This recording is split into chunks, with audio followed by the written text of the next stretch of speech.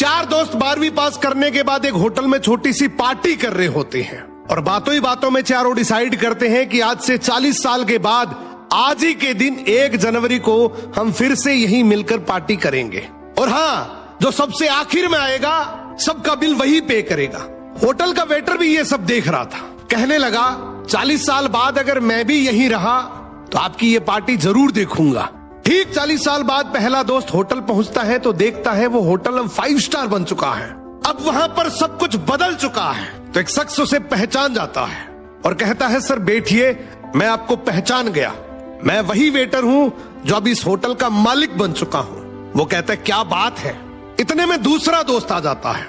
दोनों की बातचीत शुरू होती है कि बिजनेस ग्रो कर गया, सब कुछ अच्छा चल रहा है। दोनों अपनी अपनी बातें शेयर कर ही रहे होते हैं कि तीसरा दोस्त भी पहुंच जाता है, लेकिन चौथा दोस्त अब भी नहीं आया।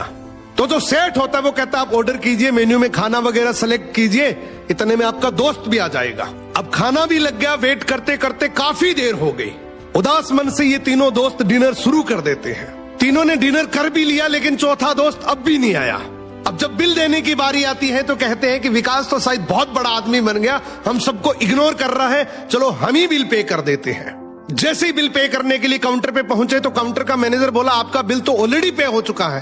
अब तीनों अपने चौथे दोस्त के ना आने की शिकायत करते करते होटल से बाहर निकले ही थे कि तभी एक सरकारी गाड़ी वहां आकर रुकती है।